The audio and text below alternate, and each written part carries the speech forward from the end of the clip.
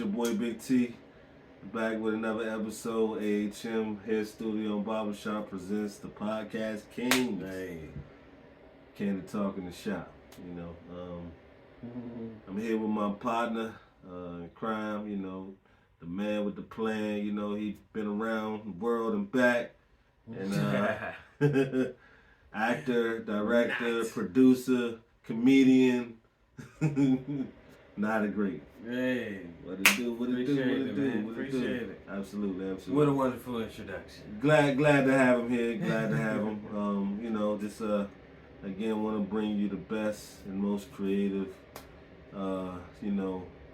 individuals that's in my circle that I think can have an impact on you guys. So. Oh man, that's yeah. Well, I'm privileged then. I appreciate it. He's due for a side fade, so that's how we do here. Dang! It's cuts and talk. So yeah, that's the only way he got me over here. I'm just playing.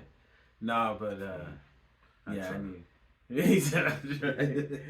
Nah. So but what's going on, man? How you been? Man, I've been cooling, man, maintaining. Just making sure I do something every day so I can just keep momentum. Yeah. Keep something going. Always have, like a video to edit or, some scenes to write. Oh yeah. Well, I mean, tell them a little about yourself because we just jumping right in. You saying video edit, and they like, who's this guy? What are you talking about? I mean, like, so just to give you guys a backdrop, this is Nai Da Gryte. He's a comedian, writer, actor. And he's actually producing a couple of sitcoms as we speak, and yeah, he's been featured on quite a few TV shows that you might know, namely the Carbonaro Effect, where he had Carbonaro.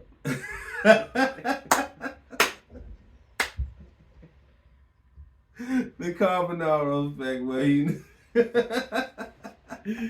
But that show too. I was on that when he was talking about. that was the Spanish version.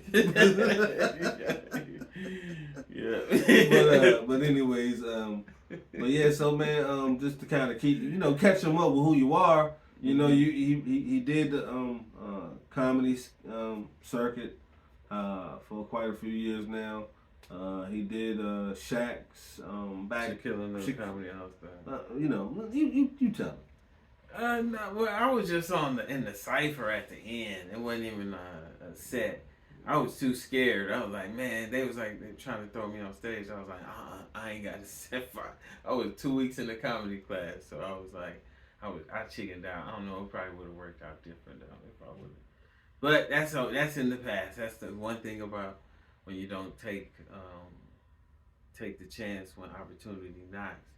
You always just gotta wonder. You ain't do it, but I'm still good though. Speaking of which, you were saying opportunity knocks. Mm-hmm.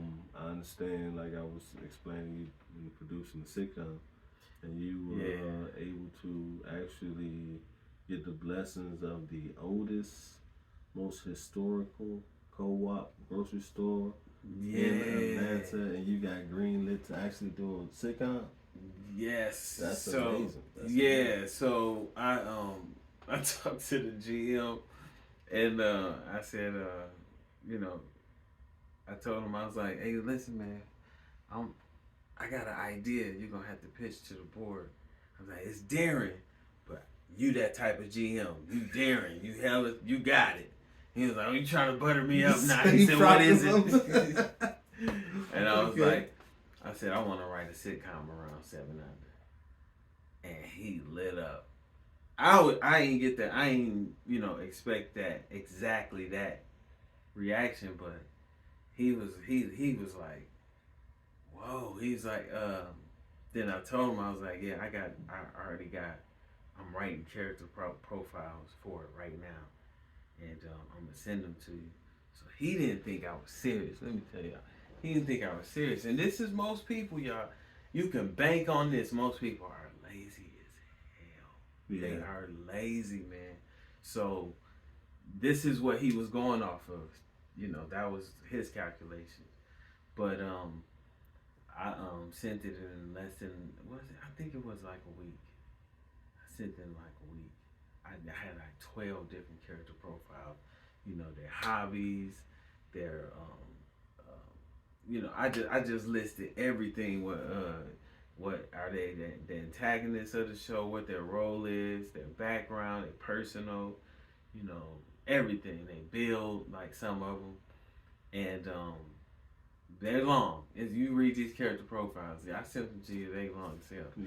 But so I sent it to him. He was like, "Wow, nah, I didn't think you were serious." He's like, "Most people, you know, be talking, and it's cool to talk yourself into a deal, but you got to finish that shit, man." Yeah, and that's what I know. And I'm talking from experience. I'm learning as I'm going along.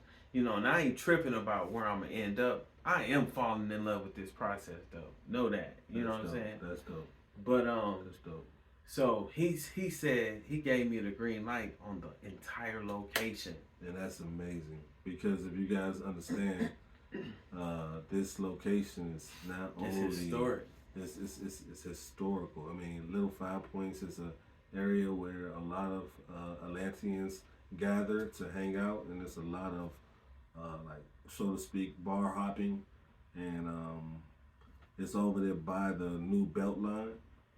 So it's where a lot of different cultures kind of come together in like a big cultural fest. In Little 5 Points. Mm-hmm. And it's Little 5 Points.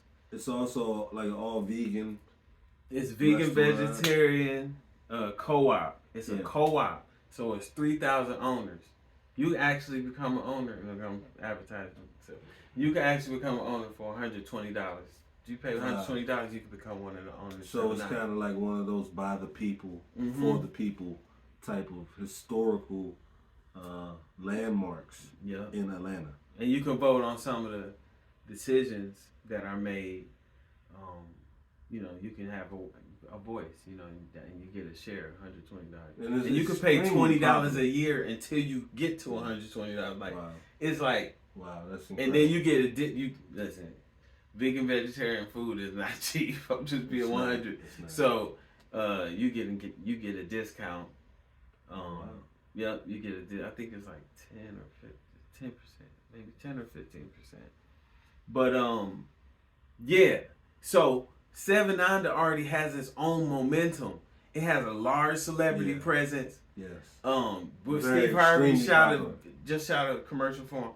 Like, it's a lot. Like, you be running. So I be running celebrities in there all the time, and it's just one. I want to talk about this one. It's just one. It's like, you're telling us you're somebody, all right? Because you come in here with your dark glasses on, you got a dark hoodie, you in this all black, and you just shopping with gloves on. I'm like, you telling us you somebody. I almost was like, you know what? I know you somebody. I just can't see who. But she all dressed up. But yeah, anyway, other celebrities don't do that. Yeah. But I ran into Zach Galifianakis. Yeah. Zach Galifianakis. We ran into him. I ran into him. Yeah. He was pretty funny. He was pretty cool. Pretty cool. So, but yeah. So I mean, what can you tell us a little bit about what the show's going to be about? No, man, I don't want to say. I don't want to say too much. I'm gonna say this. No, I don't want to say too much. Okay. I don't want to say too much. It's okay. I understand. I want to give y'all something. Just know that I wrote this in the style of a couple other shows that have been very successful, and yeah, it's gonna be fun. That's what I'm saying. I'm gonna say it's gonna be fun. Now, I went around and I basically recruited the whole entire cast. I just got on your own, on my own. I just got I just got a spot filled that I thought was gonna be hard, but I got a spot filled. Okay. So I got them. They all filled now. We all set. Okay. So we got a couple dress rehearsals and then we gonna film. Okay. So in January. So when do we think we could look forward to seeing the project like come to fruition, or like get some type of like sizzle reel or preview? It sounds Well, really I want to say, from what you told me off cam, this is going to be absolutely hilarious. Oh my gosh, guys! I hope we live up I to cannot. it. Hey, no, trust you me. I'm like, I couldn't believe it when he started telling me about it. I was like, no, they haven't done that yet, and yeah, so it's going to be pretty incredible. Yeah, it's gonna be. I'm gonna say it's gonna be fun.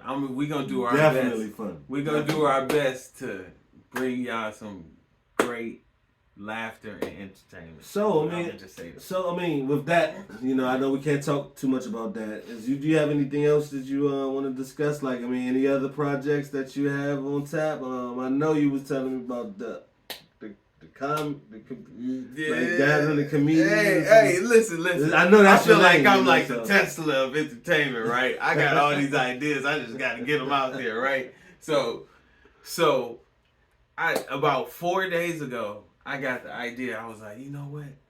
I want to have like a group of comedians that I can grow with.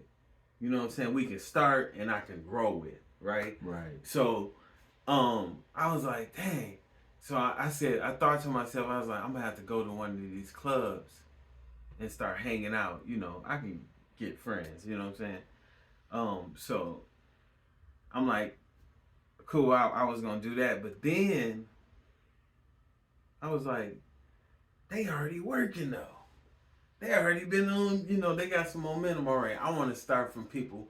I want to take people from average citizen to working comedian, because it does something to your mental. Right. Getting on stage totally by yourself, like, I don't know, it gives you this.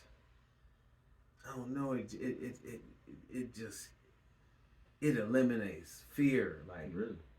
Like most people are scared to do a live band, right? I had a live band. I sang in a live band. Live band, background singers can cover up your mistakes you make. The band members, the guys on instruments, they could cover up your mistakes. In film, if we shooting, we can edit this video. Yeah, absolutely. We can do different takes off of mistakes.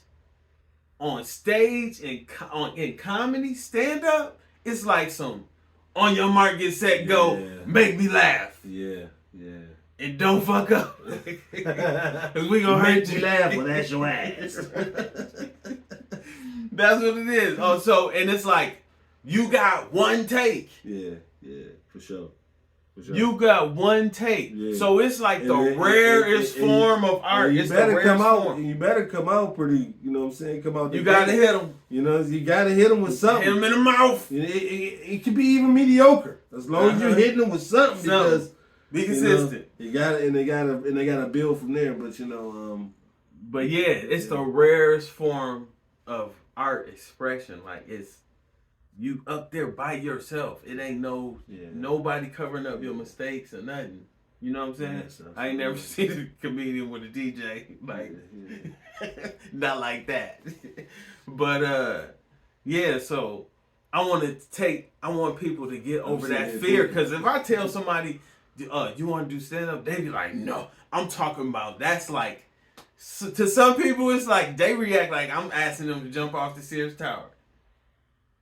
They be like, no, oh no, it's stage fright. A lot of people. Whatever. Yeah. Hey, I'm saying this.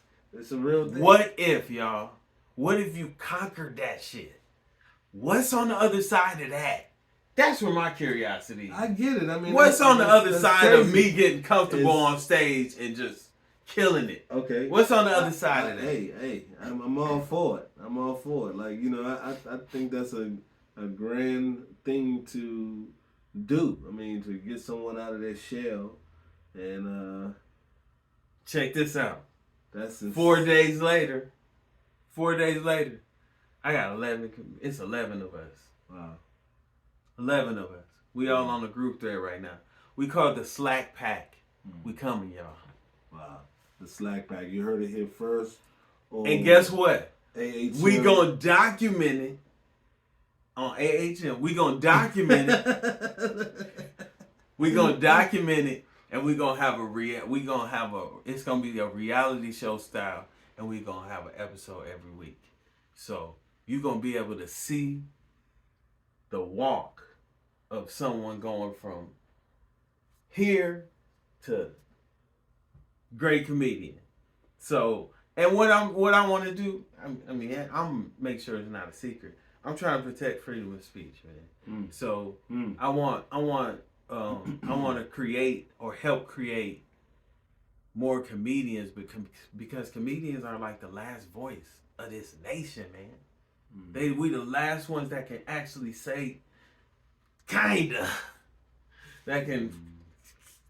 say what we want. You know what I'm saying? So wow, that's it. Slack Pack coming. Sitcom coming. Listen, we gonna shop it after 2 episodes, and we want to film 7 episodes. We gonna shop it after 2 episodes. If don't nobody pick this up, we going web series. It ain't no failing pilots up in this motherfucker. I ain't wasting no time and no pain. I ain't wasting no writing. None of that. This shit is going.